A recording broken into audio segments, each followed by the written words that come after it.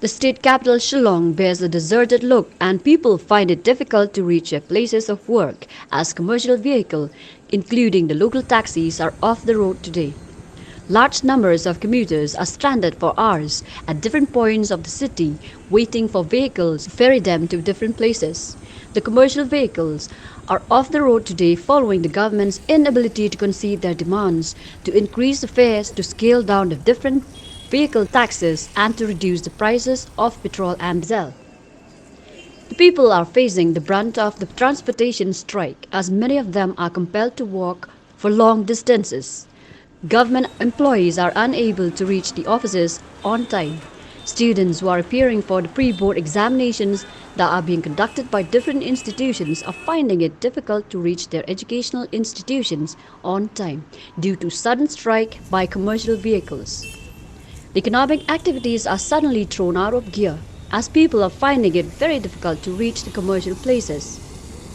Yodo, the main commercial hub in the heart of Shillong, also bears a deserted look with scanty buyers. Earlier, the Joint Action Committee of Commercial Vehicles has given an ultimatum to the state government that it should fulfill their demands positively by the 2nd of February 2021, failing which they would be compelled to go on for an indefinite strike which commences today, the 3rd of February 2021. Police presence is seen at different junctions of the city to ensure security. Contrary to the hardship faced by the commuters, one of the pedestrians, while talking to the media, said that he favors the strike of the commercial vehicles, as the skyrocketing prices of petrol and diesel have affected everyone.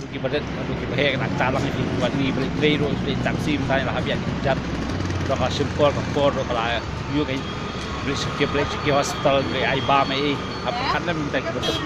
trakta aku yang bag tanah bag bag demand makikalong ka jingha jong baro na restaurant bilang di bag di maki ki fight nam takawa muntai betuk besok teh makalakta ba da gini ba ya taksi ro pe na tu kalawan ke lockdown ta te so masin like ke lockdown ta kamai odd event hiyo kan kamai tang kan RC si benai de kabay taksi kita tong arpol pa iba kita ut de nya pakat lang overall ya yang morok. One of the shopkeepers, airing her hardship, said that she finds it very difficult to reach her shop on time and to bring her goods from far away places.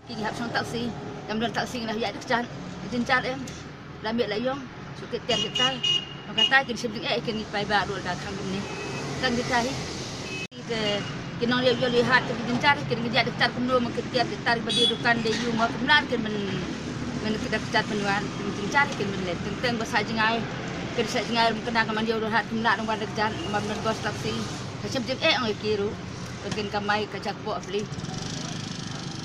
One of the students expresses concern over his reaching the examination hall on time due to the strike of the local taxis. Yo ban